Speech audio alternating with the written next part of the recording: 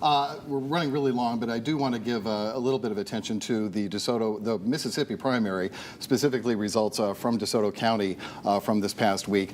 And I'll let you three pick which race you want to talk about real quickly and what strikes you about it. First, there was the race for sheriff. It was Michael Lee and Thomas Tuggle both running for the Republican nomination, and the winner will be sheriff because there's no Democrat running. Thomas Tuggle won that race handedly without any issue whatsoever, and a black Republican as sheriff. DeSoto County hasn't had a black sheriff since 1873, so I guess they're due. I was a boy back then. And then the governor's primary, Republican primary, was Governor Tate Reeves facing opposition, which is unusual for an incumbent to have to deal with that. And now it's going to be Governor Tate Reeves and Brandon Presley facing off against each other in the November election, thanks to the results of that primary. So, Reverend Keith, let me start with you again on this one, and just what race intrigues you the most of this? Glad I can still drive down 55 because I was a little concerned that I may not be able to go down 55 in the next few weeks, and so I'm glad I'm still able to drive. Because I got friends down there. I like to shop down there. Right. I even go to work in Mississippi sometimes, and so I'm glad I can drive down 55. I was so turned off by the negativity of Lee's ads.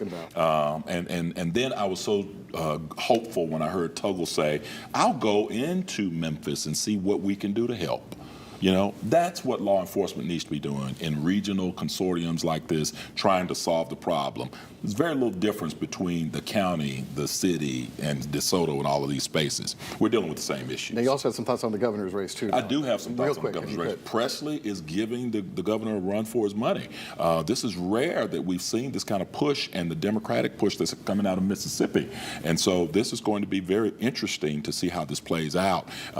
Presley is real clear on his agenda from day one, and he has won the nomination, so we're going to see how this happens. Okay, Susan, your thoughts on this? It's hard to add anything to what Keith just said, except I will say that when Mr. Tuggle's opponent talked about coming down on I-55, and he's going to bring all the Memphis criminals back to Memphis and put them at 201 Poplar, I assume that's, while he's at 201 Poplar, I suggest that he go inside and take all of the people, the inmates there who have DeSoto County addresses, take them back to DeSoto County with them. Right.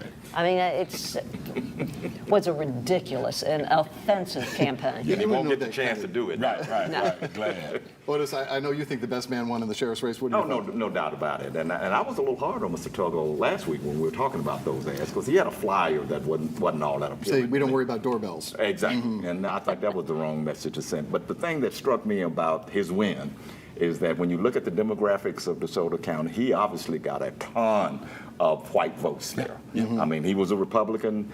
Race, he was right. Race really was not an issue here. He got a heavy turnout from white voters, and I'm sure he got pretty much all of the black voters who may have crossed over and voted in the Republican Party. It also says how offensive his opponent's campaign was. Right. It turned off everybody. Right.